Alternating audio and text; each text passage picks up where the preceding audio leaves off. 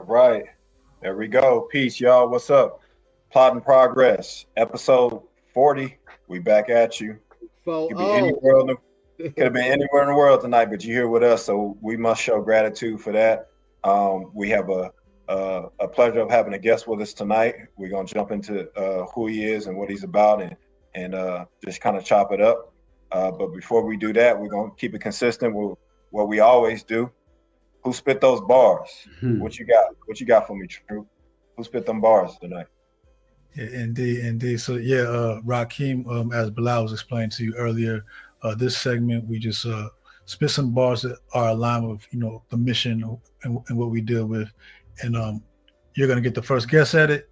And I think you might get this because based on your name and the name of your platform, I think you might get it. All right. I live, I die, I organize. Everything I do is revolutionize. I build what's good for the whole damn hood. Study G's like these. I really think you should. I study Malcolm Garvey Huey. Huey. Man, that's dead prayers, man. That's one of my favorite joints of all time. So yeah. Absolutely. I just have to do that one because it's Huey P's born day.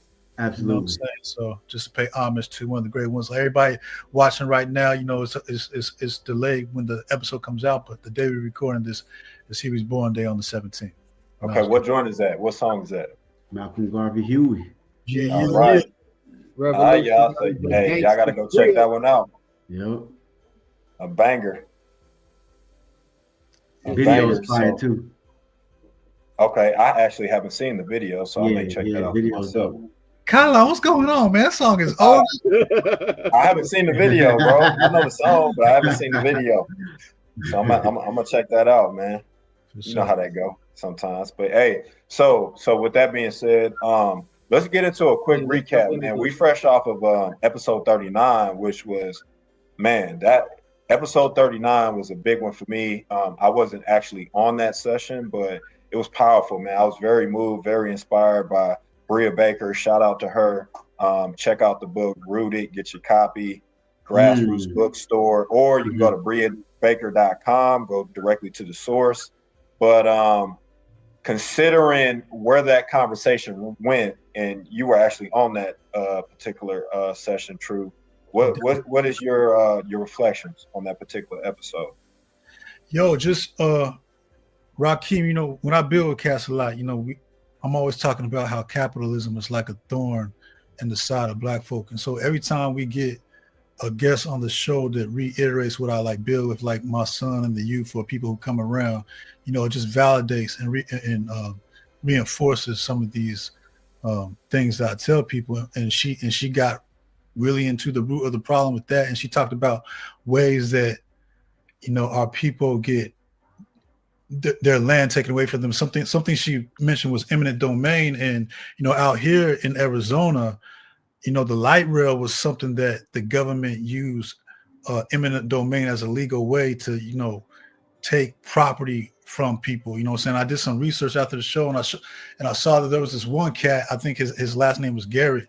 They tried to impede on his property and, he went to court. He got $3 million, but it usually doesn't turn out that way. And a big way that hip hop started was when they tried to build where they built a freeway that went through the heart of the Bronx and decimated the whole, the whole projects and everything. And that's where hip hop kind of was birthed from, you know what I'm saying? So it just shows that, no matter what they try to destroy of ours, we always are the roads that grew out of concrete. We find a way to overcome, you know what I'm saying? So it don't matter what they do. It's we always going to be here. The cream rises to the top, you know what I'm saying? And so those were some reflections I had on the episode. Kylan, Bilal, did you get a chance to check it? Yes, sir, man. Powerful. Definitely. I want to also get that book and dive deeper into it. Her understanding is a brilliant sister, man. Sister Bria Baker. You said briabaker.com?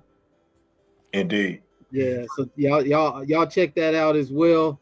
I haven't had the opportunity, like I said, to read that book, but I definitely checked out the episode, and it's powerful, episode 39. But let's jump into episode 40. We do got Rakeem Shabazz of Wise the Dome TV here with us. Can I say one thing real quick? Just one thing, sir. not I actually just put that book in my cart like 2 or 3 days ago. It's crazy how things happen, right? And no such thing as coincidences, man. So I'm definitely gonna pull the trigger on that, get that, and watch episode 39 tomorrow. And what's interesting as well is I just picked this up and I was reading. I've been reading this for the past three days. A Darker Wilderness, uh, Black nature writing from soil to stars, and it just talks about um, our um, uh, our relationship with the land from the time of our enslavement to Jim Crow to sharecropping to now, how we how we began to have a respect and appreciation for this land that we could never call our own, this land that we tilled every day, this land that we worked every day, but it was somebody else's, right? And just like I know, might have family in the country somewhere, right? And that land is appreciated, respected, and loved, and so many memories with the family are tied to that land. And just reading that book, I'm not done with it yet, but it's really opened my eyes to just you know the the aspect of our oppression that involved our relationship with the land, a land that we could never own, a land that we could never have any rights to.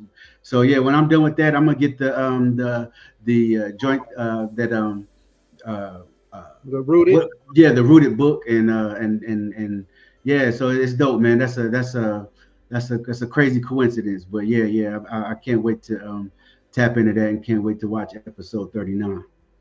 Yes, sir. While you got the mic, go ahead and give them an introduction and who you are for those who don't know. No, most definitely. I'm Rakeem Shabazz, host of Wise the Dome TV. You can find that on YouTube, Spotify, or Apple Podcasts. Also, one of the co-hosts on the Rise Up International Morning Show on Black Power Media. You can definitely subscribe to that as well. And so, yeah, man, I'm just somebody who likes to study, to teach what I know, have these conversations with brothers such as yourself, because I feel like we are at a time where uh, we are at a moment in our history where anti-intellectualism is pushed on our people, and I just want to be able to play my part and have conversations that could inspire others to further their education. And I'm not talking about necessarily formally, but studying your ancestors, studying those that came before us, studying what's going on now in the present and how it relates to the past. So yeah, that's just what I try to use my platform for, man. And again, I definitely appreciate y'all inviting me here. Yes, sir. Yes, sir. We're gonna just start the conversation small and then build up to it. I definitely want to touch on what you didn't mention is that you're an artist as well. Mm. Oh yeah. So He's actually, like, oh, yeah. so that out the album Wise the Dome. You can find that on all DSP, Spotify, and everything. And so what it is it's actually not me MCing. It's me executive producing an album with other MCs on it. And the way that kind of came about was I started Wise Dome TV about 3 years ago, and I was running into a lot of um, indie artists that I felt like were extremely talented. And you had these big platforms that were not interviewing them. You had, unless you were talking about, I guess some drama that you had or a case that you were fighting, a lot of these big platforms didn't want to have anything to do with them. And I was like, yo, it was a point in time where even before I met them, I had gotten to a point where I felt like I was somewhat disgruntled with hip hop, right? Because I wasn't understanding where to look for where the new guys were coming. I was just kind of going off of not necessarily mainstream, but that's all. But I admit I wasn't really probably digging as much as I should. This is when I would say streaming just became really popular, right? And so I hadn't mastered any streaming, the streaming game yet. I didn't have any type of subscriptions to Spotify or Apple Music. But then later, when I began to meet these brothers and sisters, I was like, yo, they really dope. And so I started interviewing them. And then in these interviews, I just got the idea. I was like, yo, I think I should put an album together with a lot of these MCs that I'm building relationships with. So I would, Furious Styles is the producer that made the beats for the album. So I reached out to him, and I got the beat packs, and I settled on the beats that I was going to use for the album. And then so what I would do is I would contact one of the artists that I would want on the album. I would send him the beat, tell him I just need a verse. Here's what the topic is, and then he would send it back. But I wouldn't tell them what I was doing with it. And then I would send that same beat to another artist that has no relationship with that previous artist, but I thought would sound good together, right? And I would send it to him. This is what the topic is, and then send it back. And I would do that for like 15 songs. It's like 25, 26 artists on there. And then when it came out, man, it got a lot of love. It was received well. And it's definitely something that I'm extremely proud of. I will do a part 2 eventually. It's just a lot of work, and it is very time consuming. And so when I get a little bit more free time, I will start working on part 2. Last year I did drop a single. It was just a Lucy. It's Heaven and Hell, featuring Makeba Mooncycle. You probably heard her on Sons of Man album. Nigeri Earth, you probably heard her on the third Jizza album. And Backwoods Sweetie, who from Maryland is one of the illest, you know what I'm saying? And so I put that out last year just to kind of, just keep my name in the music game going a little bit. I'm going to be more active in 2025, maybe a EP or something while I game plan for this Waz the Dome 2. Got you. Now, when you say you dropped a single, are you talking about an executive produced single, or were you spitting on that? Yeah. No, I'm not a rapper. I just, yeah. I'm not a rapper. It takes a lot to say that nowadays because everybody is a rapper. I already know. So, but I know what I want to hear, and I I know how to make what I want to hear. Right. And so sometimes I get ideas like with that song, I wanted to make a posse cut of all women that could spit and had knowledge of self. Right. And so that's how that single came about. Yes, sir. Man, so when you get that next beat pack, definitely shoot something my way. Oh, I got you. I already got you written down. Yes, sir. Yeah, absolutely. I already got you written down in because that's what I do. I kind of write the plans down, who I'm going to reach out to, and you're definitely one of them. So I definitely got a beat pack for you. Indeed. I got a question. Yeah.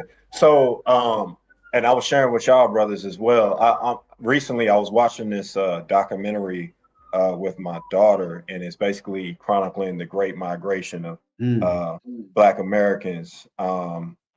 And it's like a 3-episode series. It's facilitated and narrated by Henry Louis Gates. Now, one thing that I picked up from that, many things, but one of the things was how intellectually invested we were, our demographic was as a people.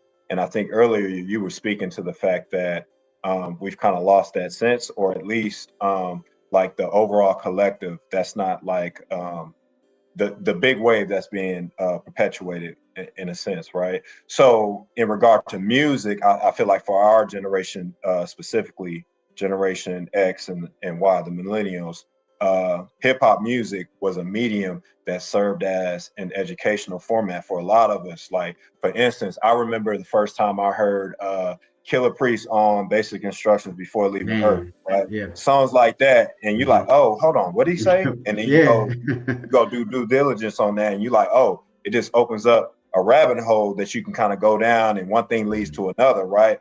Can you speak to the significance of dropping jewels like that in the music, what that means, and like the demand for that in this current time? Man, I mean, it's crazy you mentioned Killer Priest. That's one of my favorite MCs of all time. And so I remember, being a youngin and hearing that, and not even all the way understanding exactly the message that's being conveyed. But what it was doing, it was planting a seed for whenever I do begin my path of studying and gaining knowledge itself. Oh, that's what he was talking about. And then so like I had so many moments, whether it was Killer Priest or Brand Nubian back then, or just a Public Enemy. I mean, it was conscious MCing was more obviously accepted in the mainstream then. Now I don't think it is as much, but I think it's coming back around somewhat. I think what happens is a lot of young people who grow up liking a certain kind of music whenever they're teenagers eventually kind of outgrow that music when it doesn't have any substance. And then they're looking for something where somebody is actually spitting. And it's not necessarily saying that every message has to be 100% positive. Even if you're talking about the streets, be for real about it though. You know what I mean? Like whenever we were growing up, you had artists like Scarface and Pop, who, if they talked about streets, the streets, they're also talking about, the prison sentence that could possibly come with it, the early death that could possibly come with it, being paranoid, having a different type of quality of life because of how you're living, even whenever you have money, the consequences, absolutely. And so I think right now we're at a stage where I think we're coming back to that. We're not all the way there yet. It's kind of interesting whenever you look at the battle, the Drake and Kendrick battle, symbolically and metaphorically of what it could mean for some people. Brother. Come on, man. You know what I'm saying? The pop artist with not much substance versus somebody who cares about the art, whose music has layers to it, whose music has thought-provoking lyrics to it, right? And it seems like metaphorically, like this is what I took from the battle. And I feel like the people have kind of responded and said that this is what they prefer, right? And so I just hope that this battle becomes a catalyst, because we even saw, after the battle, people like Joey Badass throwing their hat in there, but it was all about lyrics, right? It was all about spitting. It was all about the art. It was all about the art of MCing. And I think it's coming back. We just gotta be patient. We gotta keep promoting the guys who are spitting, promoting the guys who are putting thought-provoking records out. We continue to do that. I think it's going to come back around to it being more of the norm again. Yeah, indeed. Well stated. Go ahead, True. Oh man, brother, you done said it all, brother. Man, I appreciate you. And I really feel that I've listened to your platform before. You said Black Power Media. I'm pretty sure I heard your show before. You mentioned the Jerry Earth. She used to be married to my partner, Sarah Understanding. He did a couple of things for me back in the day. Dope. And she one of the dopest. Small world, ain't it? You know what I'm saying? She was on me with the whatnot. But when you talk about them 25 female MCs, I think is what you said. Was Cyrock happen to be one of them?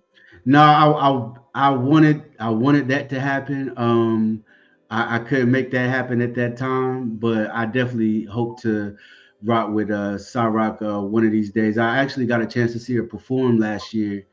That Sharecropper's Daughter album, and that's an amazing piece of work. You know what I'm saying? And I was able to get a vinyl autographed from her. So, you know what I'm saying? I definitely am a big fan, and I will get her on a record one of these days. What my question would be, man? I see your name, Rakeem Shabazz, of Why Is It On TV. I want to know, how did you come up with that name, Why Is It On TV? And were you born into that name, Rakeem Shabazz, or was that something that you undertook? And if so, why?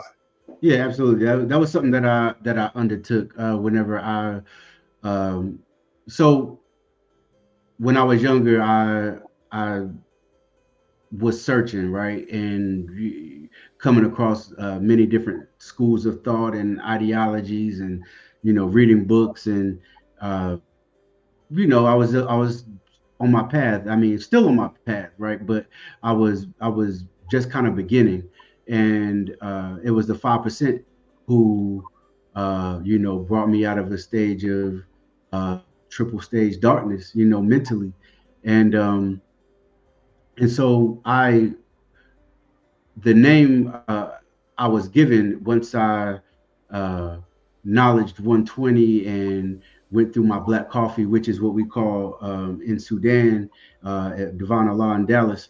It is you get grilled about the lessons you say for hours at a time, right? And then once you're done, you get your flag. And so my educator gave me my name, and my name is actually Rakeem Self-Born Allah, right? Rakeem Shabazz is the name that I go by when I write, when I do media, um, whenever I, just public facing, you know what I mean? And so, yeah, but as far as Wise the Dome TV, it was a play on wisdom, a play on arming yourself mentally. In mathematics, we know that wisdom is the wise words, ways, and actions of a wise man. That's what I'm trying to convey on the show, on the platform. Um, it's a platform where I not only use it to teach, but I use it to learn myself. Because when I have brothers and sisters come on, um, many times they're an expert in the subject that we're building about. And so me asking them questions, I take pride in asking them the questions that will extract the most information out of them in regard to that topic, so the people watching can learn as much as they can. And in that process, I learn, right? And so, Why's the Dome TV? It was just the idea of uh, knowledge and wisdom, and our ability to apply it, our ability to converse, uh, how we speak with each other. I didn't want to have a show that was based well a show that when we communicated with each other in a manner that seemed like we were uncivilized, right? Because I've seen some shows, even with brilliant people, intelligent people, they still converse in a manner that the information gets lost and people are only tuning in for the drama and the arguments. And I wanted to go in that opposite direction. And so that's where the name came from. Indeed, that's That's peace. dope. So we learned a little bit about what you're reading, your influence with music. You're a researcher, historian. I wanna go into a topic that's kind of out there right now when it comes to Pan Africanism versus foundational Black Americans. What do you feel about that? What's your take on that? I feel like the foundational Black Americans are antithetical to Black liberation. Whenever we look at our plight is international. It's always been international.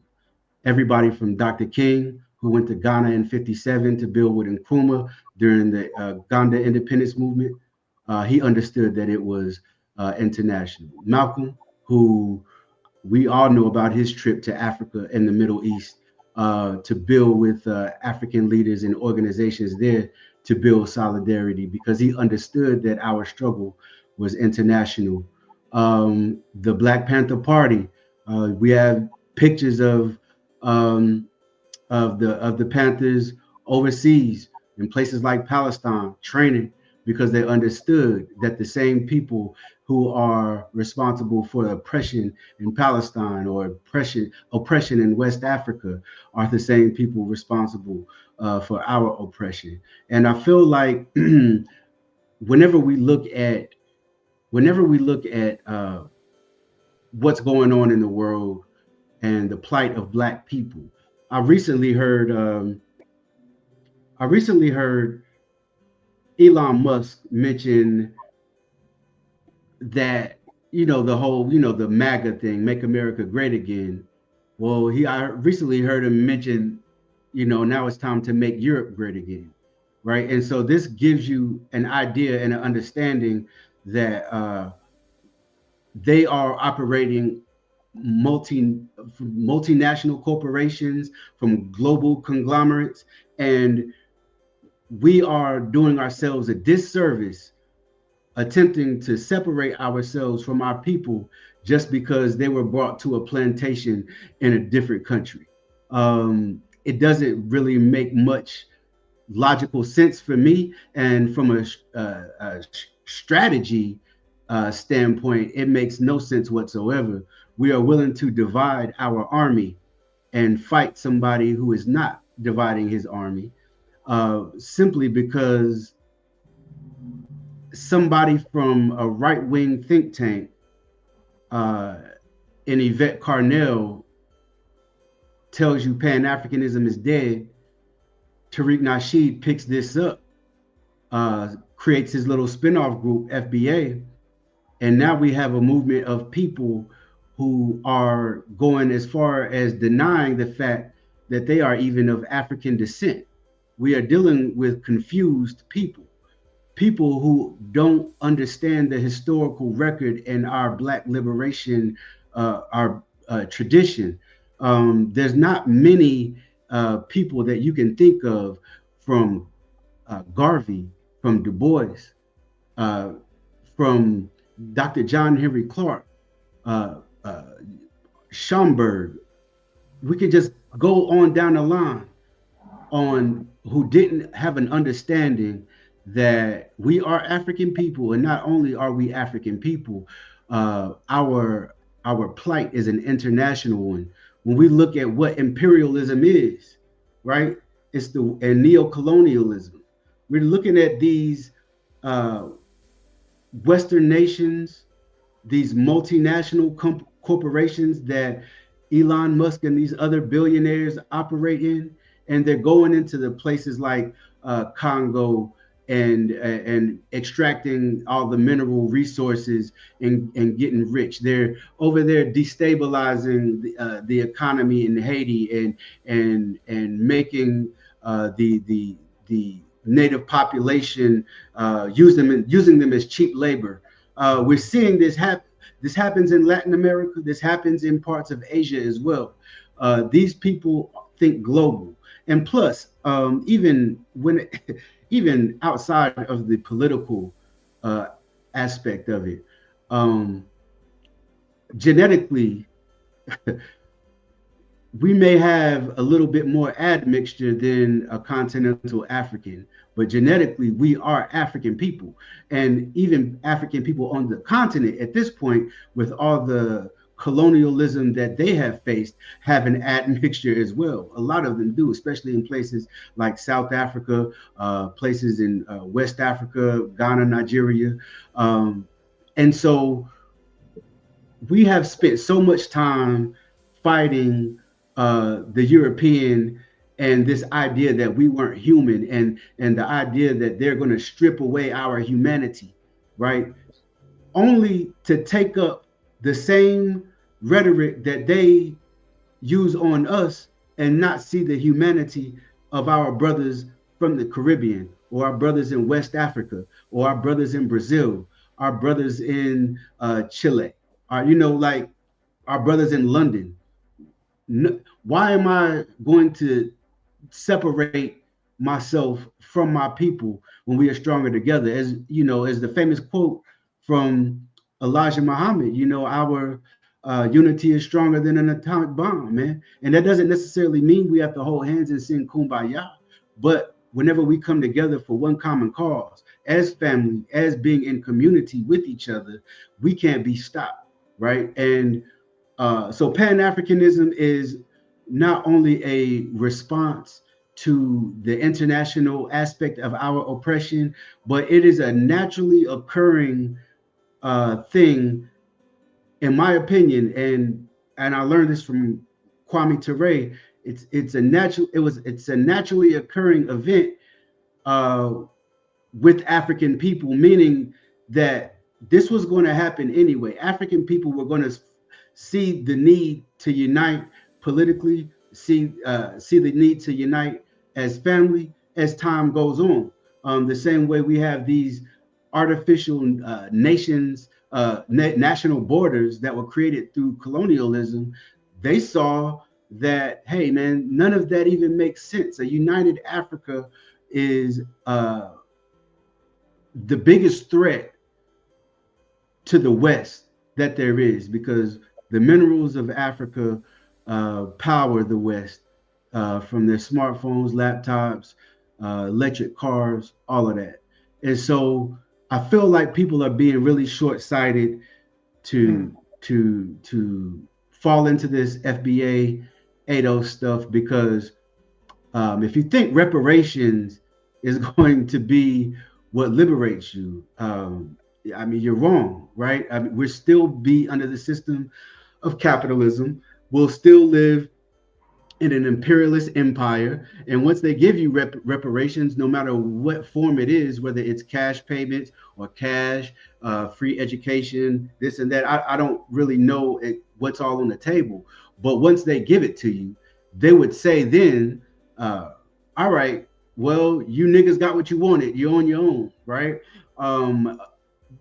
At the same time, look at how they even play us with that. They play us. They play us by constantly saying they have to research reparations, HR 40, all of this other stuff. Well, if Ukraine or Israel needs some bread, are we sending billions? We're sending billions off the books. There's no research required, right? And so again, I think our liberation, our Pan-Africanism is our only choice. You know, whether you are Pan-African nationalist, Pan-African socialist, these are all different things that we can have conversations about, right? But being a Pan-African, being in solidarity with your brothers and sisters, regardless to where that boat ride took them, is the foundation of it all, in my opinion.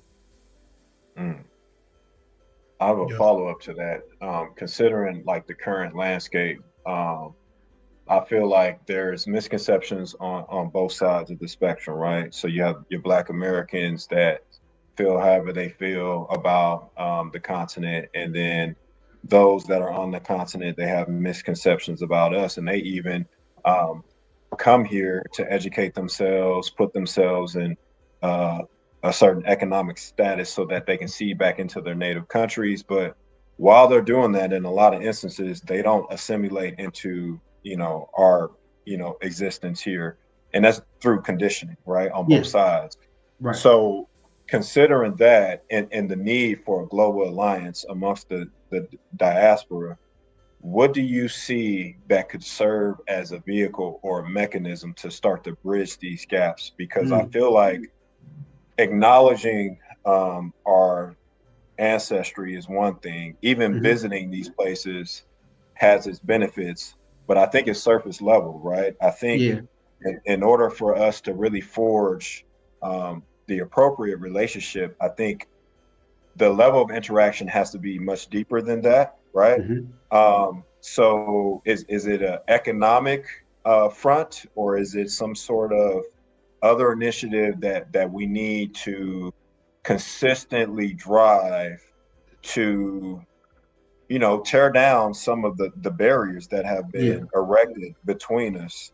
And then does that even need to be scaled to that point? Is it something we need to resolve here amongst ourselves before we, aspire to do this on the continent? What's your thoughts about this? I mean, that's a great question. And you were right to point out this is on both sides. Is because of our conditioning. It's because of our history with enslavement, our history with colonialism, and so again, one thing though, I'm not always convinced that we are as divided as what people on social media may make it out to be, right? Because going to work, working with brothers might be from Jamaica, from Ghana, my brother might be from Cuba or something. It's all love, right? Like we build with people in our community as a part of our community. Now there might be some places that are more segregated, but where I'm from in the South is the Black community is normally just the Black community, whether you came from somewhere in Africa, whether you came from somewhere in the Caribbean. But on a bigger scale, I think joining the organization, being a part of an organization that does work at home and abroad, and I feel like that's one way we continue to foster those relationships. I think that we just have to play our part in this movement. Again, a lot of the people that we see online, whether it be Africans from the continent who spew ignorance about African Americans, or African Americans that spew ignorance about Africans. What I've noticed when we see African Americans spewing ignorance about Africans or our brothers from the Caribbean, it's usually an African American that comes and checks them, right? I've noticed that when an African does the same with us, another continental African comes and like, nah, that's not how we rock it, right? So I feel like we're doing a decent job of kind of letting the world know that, hey, these small groups of people who are benefiting from our division are not indicative of how everyone feels as a whole. There are a lot of people outside of the internet that have never heard of FBA, never heard of ADOS, never heard of B1 or any of that stuff, right? They don't even know that there's a diaspora war on Twitter or Facebook. They're not even aware of this, right? So I think in the grand scheme of things, it's a very, very small part of the population who is keeping that going. Also, just depends. I mean, people can take it however they choose to, but as we see, there are countries who are in Africa, like Benin, who are telling people in the diaspora to come back. If it's not to stay, come back to visit. And this is, we gotta eventually. I know 10 times is hard right now, but eventually we gotta take them up on that offer. You know what I'm saying? And begin to travel. I think when we travel more, Burkina Faso as well, like you mentioned. But when we begin to travel more, this idea of American exceptionalism is totally destroyed. You know what I'm saying? Most people that I know that have gone to Africa with my brothers in Jamaica, or my brothers and sisters here in America, especially people that have gone for like a long period of time, like let's say they go for maybe a month, there's always a depression that hits whenever you come back. There's a depression that hits whenever you come back. And I think that says a lot. That? What'd you say? Asking Brother Colin, did you experience that when you came back? I think it was before I came back.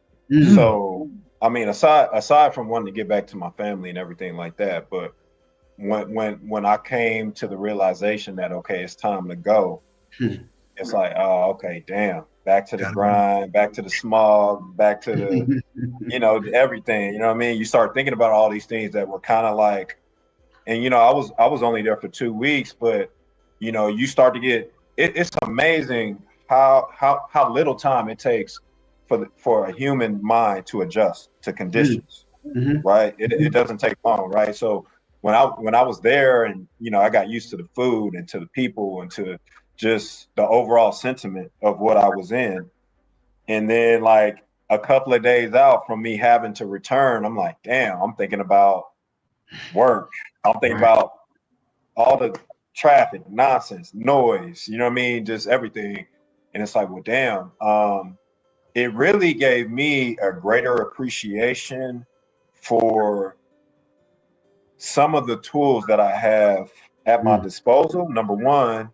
And then also, it gave me a better sense of how big the world is, right? I mean, the world is small, but it's also large in the sense that, X amount of miles away, the standard of life that you're accustomed to just does not apply, right? Right. So seeing that on TV is one thing, but being in it for an extended period of time was a game changer for me. And it just kind of sparked more imagination as far as like what I could be doing. And then when you are able to converse with people on a deeper level, right? It also validated what the brother said as far as people not necessarily understanding the context of our demographic on this land. Like I remember talking to people and they didn't necessarily understand what they probably perceive as underachievement in our modern times, considering what we have, until like very recently with like George Floyd and some of these other things. That those were global stories, right? And it actually served as a catalyst for some of them to actually do more research on us, to learn, to get a better perspective on what we're kind of dealing with. So I say all of that to say it's just a testament to what I was saying earlier about the barriers that are between us. And these barriers are not strong barriers. They're not fortified barriers. Right. They're more like veils, right? That we just got to pull back. You know what I mean? But until you approach that veil and pull it back, you don't see the other side, right? But it's not like it's a fortified concrete block wall or anything, like anything we really got to break through. I think it really just takes just deeper interaction amongst us. Yeah, I agree, and that's an amazing analogy. It's nothing fortified. It's simply a veil, and the more we learn about each other, the more we communicate with each other, build friendships, build community. Those veils begin to fall, so I definitely appreciate just even that giving us that analogy, because I mean it's very true. We are one people, man, and we have different cultural expressions with the same root. Man, I think, coming up in the 5%, man, you know what I'm saying? When you're around like Dominicans, Puerto Ricans and all that, and when you talk about we are one people, anything that brings us together, that's what you want to go towards. Anything that divides us, that's what you want to stay away from. Brother, when I came up in the 5%, when I saw all these different backgrounds and everything, all I saw was black people. Facts.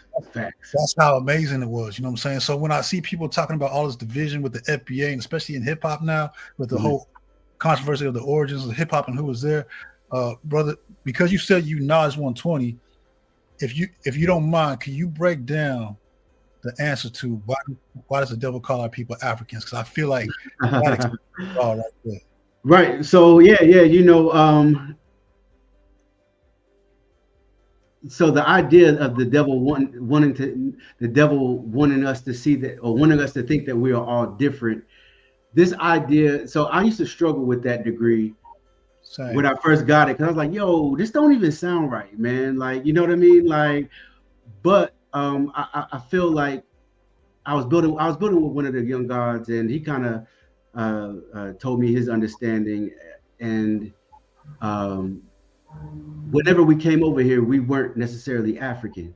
We were Igbo, we were Mandinka, we were Ashanti, and so that was one way to look at it. But another way, I just think that the message that Elijah was trying to get across was, don't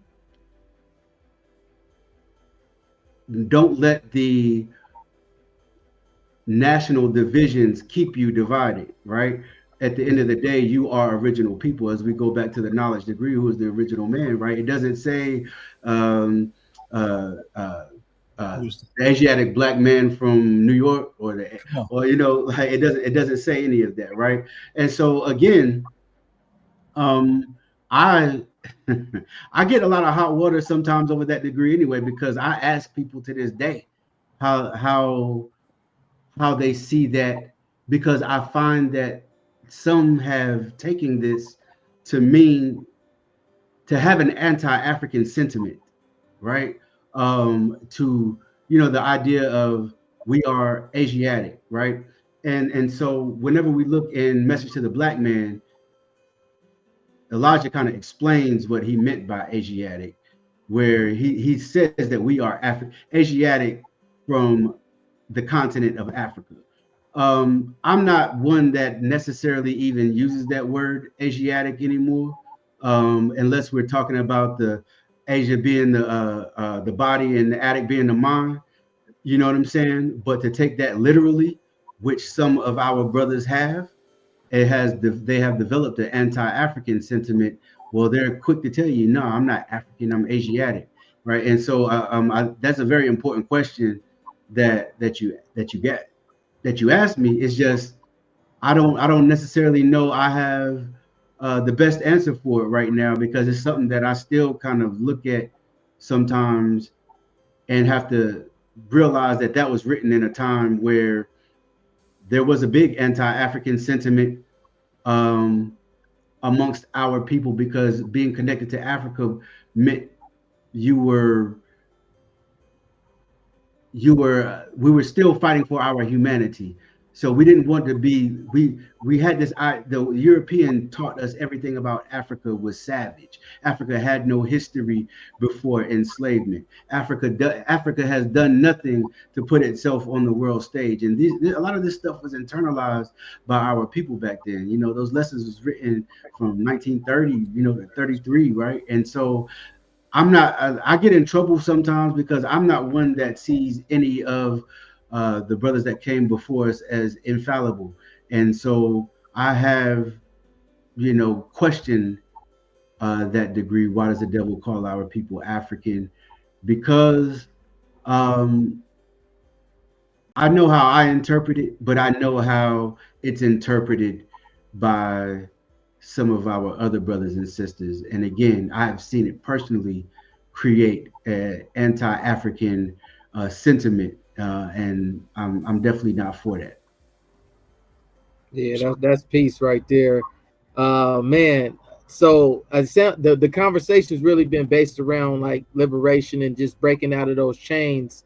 I do want to ask you, as we swing it back around, how important do you think on this land right now, how important is it for land ownership, and how big of a tool is that for our future and our liberation as a people right here in America and abroad? I should say. So I don't want to put your answer in the box. Let's just say, yeah.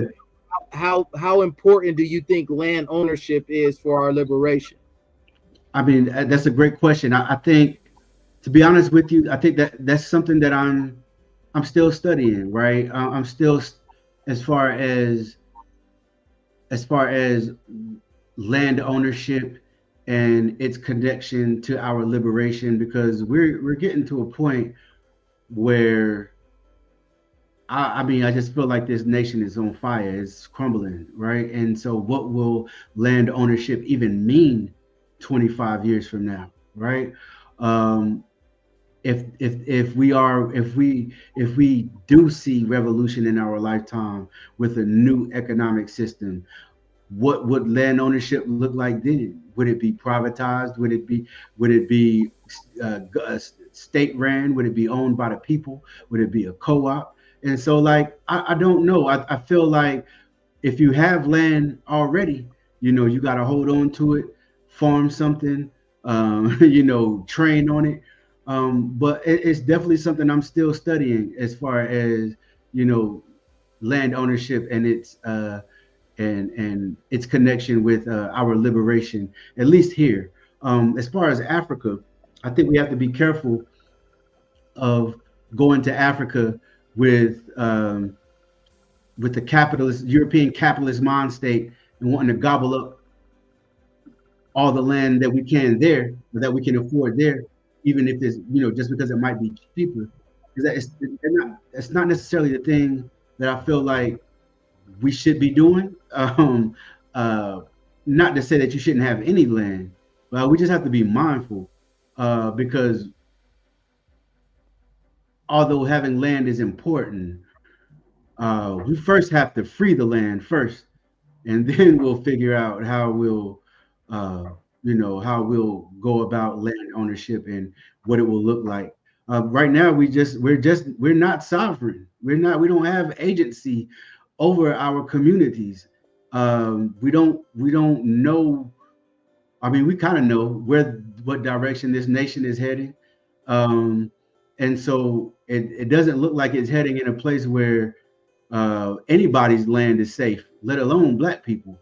And so, again, it's something that I'm still pondering, but that's a great question. Hmm. To build on that, I think even more important than the ownership aspect is just the concept of being like a good steward of the land. I think Absolutely. that is the key piece, right? So Mhm. regardless of where it is and whether or not you have the ownership, how are we treating the land? Do we have a symbiotic relationship with it, or are we just kind of ravaging the land, right? Mhm. Deteriorating the soil and Mhm. putting concrete everywhere. You know what I mean? I think more than anything, right, for most Black Americans here in the United States, a lot of us are in inner city settings where we don't have the opportunity to have a an organic relationship with the land.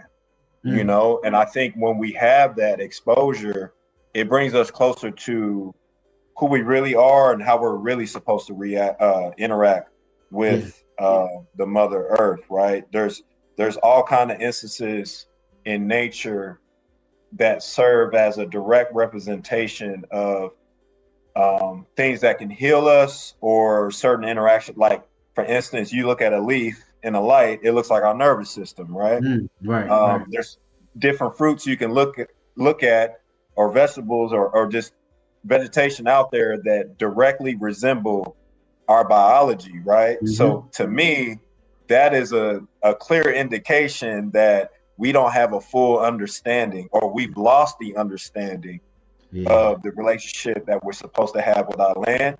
And for those that capitalize off of that, it's in their interest to keep us removed, right? Keep that Yeah. out of sight, out of mind of the masses. Mhm. And we pay for that in many instances, right? Because I think we just don't know what we don't know in a lot of instances, Yeah. right? And the people that do know or are aware of this stuff, they use it against us Yeah. in any manner that they can. And so I think, like, the initiative that our platform spearheads, it's about ownership, but it's more so about exposure, right? Mhm. Mhm. Getting out of the inner city setting and just opening up, because it's a spiritual experience, or at Yeah. least I found that it is. And at least diversify yourself so that you can do both, right? You can operate in both settings. But I think the relationship with the land, and I think this was spoken to on the previous episode also, is something that our ancestors, and I mean our immediate ancestors, right? Mhm. Our grandparents, for instance, they were tapped in. and it was second nature to them. Where when you think about all the remedies or just all the stuff that to me I feel like is mostly lost in this current time. It didn't take long for that to get washed away, and we're paying for it every day. So we got to have that full circle moment to bring it back to some of those basics. And in a lot of ways, less is more, right? Things are so complicated now. It's like you're overstimulated with all this technology, all these distractions, the typical routine that most of us have to navigate on a daily basis. We don't even get a chance to think about those, or even like grounding is another example, right? How many people are touching the soil, right? You can probably go weeks without touching the earth, right? You're always insulated. You got shoes on. You in and out of the house, the car, concrete pavements. So I think that's something that we just got to be conscious about. And I think it's in our best interest to reconnect. First off, I'd like to salute y'all brothers for this mission. This is why platforms and movements like what you guys got going on are important, because this is something new for me, right? As far as just understanding why our relationship to the land is important in this manner, right? There's so many different things to study as far as our whole experience as Black people, but a lot of times you just can't get to everything, and this is why what y'all are doing is important, and so I definitely appreciate that, right? It's enlightening. I come from the South. We had land after our enslavement, and then I think might have been Brother True who mentioned eminent domain, but that's what happened. They came and took our land. This is before I was even born. I just know the stories. The church that my family has gone to for over 100 years was bought with sharecropping money from back then, and so land is obviously important. It's still something that I'm learning about, and brothers like yourselves are people who are we can all learn from, and so I definitely salute you guys, and much appreciated. Indeed. Yes, yeah, I think that it's just funny when you think about like what is the missing piece to like a lot of our issues, right? And land is directly tied to a lot of those issues that we need to resolve, whether it be food sources, medicinal uses, mentorship efforts, like all that stuff, right? Peace of mind, more than anything, peace of mind, right? If you ain't got that, what do you really have, right? So, just getting out there and, like you said, it's new to you. It's still new to us as well, right? And it gives us an opportunity to be in our infancy stage in another aspect of life where, okay, now it's like, okay, it gives a new opportunity for discovery, right? To discover like who I am, number one, and also bringing back the appreciation of our ancestors and making it relevant today, right? I think we always got to have that reach to the past and also the future, while also being intentional about our present with our youth in particular, right? But bridging that information, like serving as a conduit to ensure that flow of information and knowledge is always apparent. So yeah, man, that this is a real privilege to even be a part of something like this. It's a privilege, it's a luxury, but it's special, but it shouldn't be, right? Right. It should be like a standard. Yeah. I would like to formally invite you guys to come on Wisely Dome TV and build some more about this. I think this is an important conversation. So I'll definitely be reaching out soon. And I think we need to definitely further this idea and just have a deeper conversation about our relationship to the land, you guys' experience, the things that you've learned.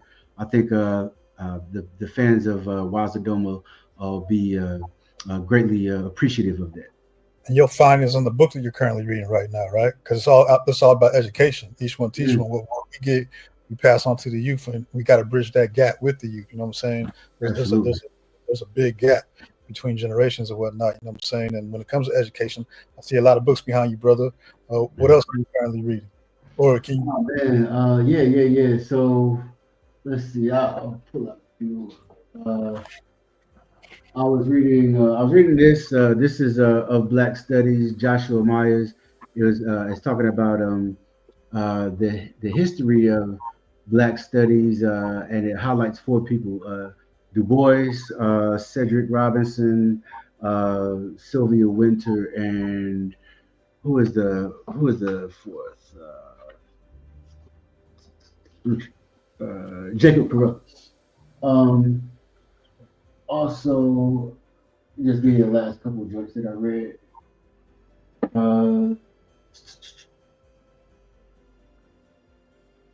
What's that one with Africa on the spine? I see a lot of familiar titles up there too. This right here, White Malice. Yeah. This is White Malice, the CIA and the covert recolonization of Africa. It goes into this. Yeah, the CIA's assassination of. That's that Killmonger shit right there. You know what I mean? This one definitely recommend Dr. Kamal Rashid, Jacob Carruthers, and the Restoration of an African Worldview. And so yeah, those are some of the things. I got a lot more over here. I just haven't organized them yet. So I'm trying to categorize the bookshelves. It's been a chore. Brother. It's terrible. Indeed. Before we close, let the people know how to catch up with you. For sure. You know what platforms you're on and how can they reach you? Yeah, you get on social media. You can find me Rakeem Shabazz on Twitter. That's the only one I'm really active on at the moment. Wazadom TV is on YouTube, Spotify, and Apple Podcasts. Black Power Media, the Rise Up International Morning Show. Go ahead and subscribe to Black Power Media on YouTube as well. And for the music, Rakeem Shabazz on Spotify, Tidal, Apple Music, all of your DSPs. Bet.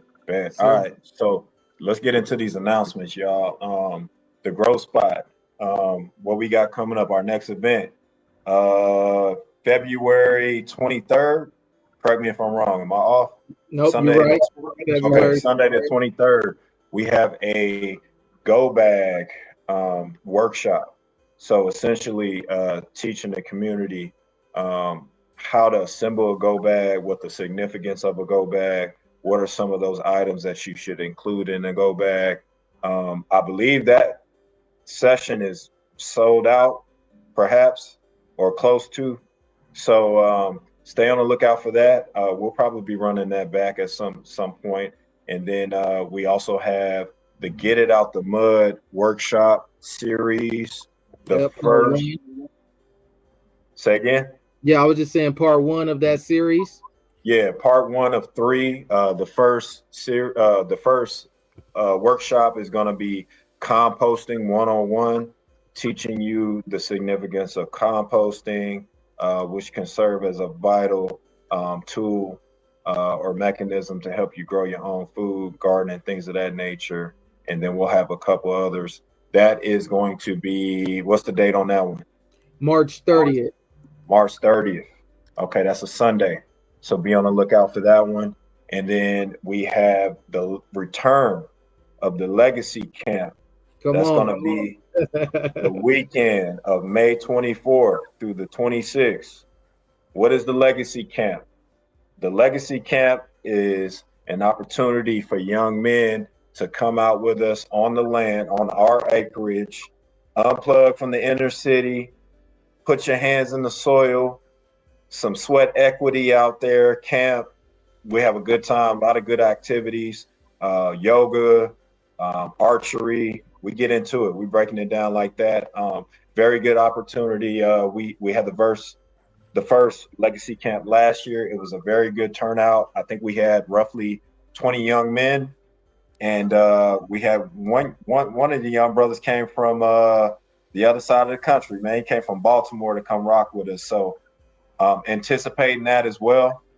So be on the lookout for the information for the legacy camp. This will be the second legacy camp, and then later on this year in October, we'll have the Let's Get Free workshop. In a nutshell, that is going to be a workshop that is centered on educating people how to acquire land without banks, without credit. So you definitely want to stay tuned to that. Hey, Rakeem, we're looking forward to seeing you there, all right? Absolutely, man. And yes, I definitely appreciate you guys inviting me.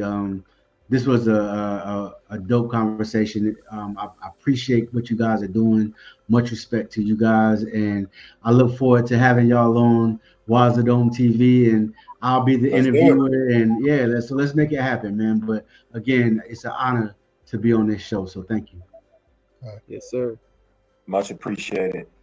Here at the Growth Spot, we are unified in action to build, protect, and expand a fruitful legacy of love, equity, growth, ancestry, cooperation, and yield. Peace, y'all. Thank you. Peace.